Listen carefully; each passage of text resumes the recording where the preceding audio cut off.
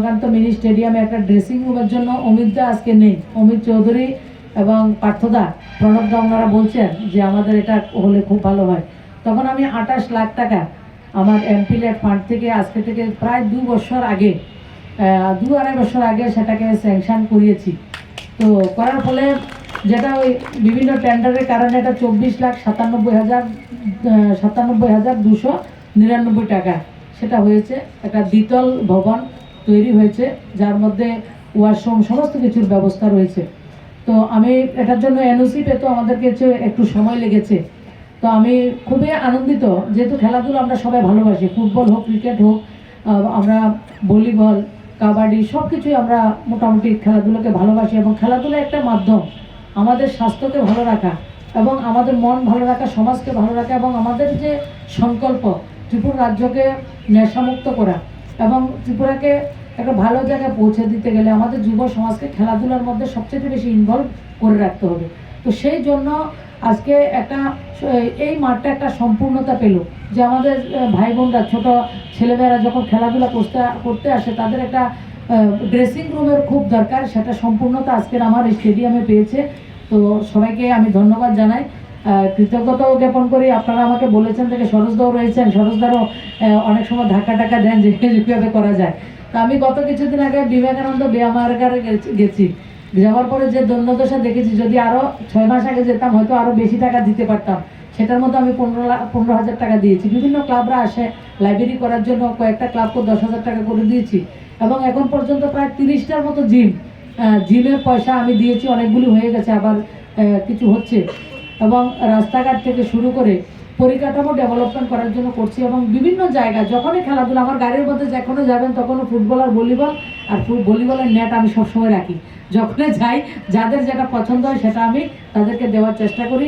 তো চেষ্টা করবো আপনাদের সঙ্গে থেকে আমার রাজ্যের যারা যুবক যুবতী ভাই বোনরা রয়েছে তাদেরকে নিয়ে আমাদের যে স্বপ্ন বিকশিত ভারত সংকল্প 2047 সালে ভারতবর্ষকে সব দিক থেকে খুব উন্নত করা। এবং যেটা আরেকটা ছোট্ট উদাহরণ দিয়ে বলছি, যারা খেলাধুলা করছে তোমরা, দীপা কর্মকার 2016 সালে সর্বানন্দ সোনোয়াল আগরতলা এসেছিলেন। 2016 সালে প্রায় জুন জুলাই হবে এই সময় এসেছিলেন। আমরা দীপা কর্মকারকে জোর করে তুলে নিয়ে এয়ারপোর্টে নিয়ে গেছি। যে সর্বানন্দ সোনোয়াল স্পোর্টস মিনিস্টার ছিলেন, ইন্ডিপেন্ডেন্ট চার্জ ওনার কাছে ছিল, উনি মুখ্যমন্ত্রী হওয়ার আগে। তো তখন 2016 না 2015-তে, তো জুলাই আগস্টের দিকে, তখন সর্বানন্দ সোনোয়ালজি দীপা কর্মকারকে জিজ্ঞেস করছিল, তোমাকে এক্সারসাইজ করতে, তোমার যে প্র্যাকটিস করতে তোমার টোটালি প্যাকেজটা বলো, কত টাকা লাগবে তোমার প্যাকেজটা সম্পূর্ণ করতে। তখন বললো যে আমার 80 লাখ টাকা প্যাকেজ লাগবে। অন দ্য স্পট ওকে 80 লাখ টাকা স্যাংশন করে দিয়েছে।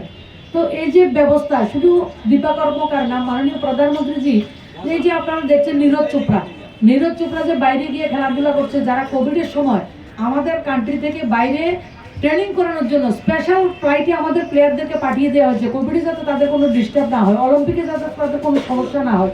প্রত্যেকটা প্লেয়ারকে তাদেরকে জিজ্ঞেস করা হয়, তোমার এই যে টার্গেট ফুলফিল করতে তোমার 1 কোটি টাকা লাগবে, 50 লাখ টাকা লাগবে, কত লাগবে তুমি বলো। যতটা বলছে আমার সরকার, আমার প্রধানমন্ত্রী সেটা স্যাংশন করে দিচ্ছেন। এবং পাশাপাশি তাদের হাত খরচ তাকে মাসে 50,000 টাকা করে দেওয়া হচ্ছে।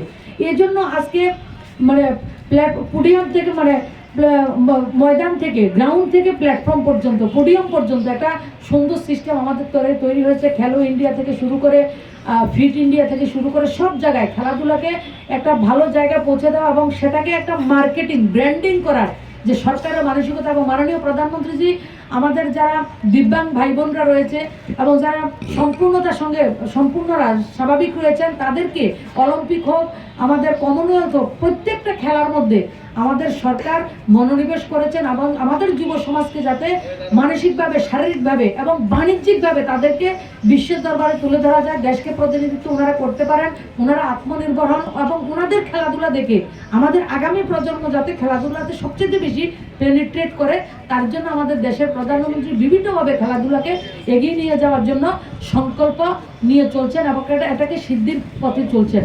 আগামী 2036-এ আমরা অলিম্পিকের জন্য তৈরি হচ্ছি। আমরা সবাই বিভিন্ন খেলাধুলা যাতে আমরা হোস্ট করতে পারি, বিভিন্ন কিছু আমরা লক্ষ্য করতে পারছি।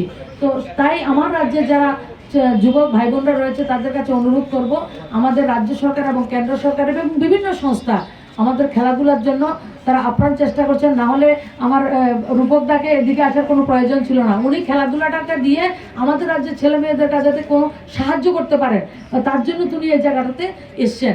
তো আরও রূপকদার মতো যারা রয়েছেন তাদেরকে আমি অনুরোধ করবো আপনারা আরও এগিয়ে আসেন। ফুটবলে আমাদের অনেক অপরচুনিটি রয়েছে।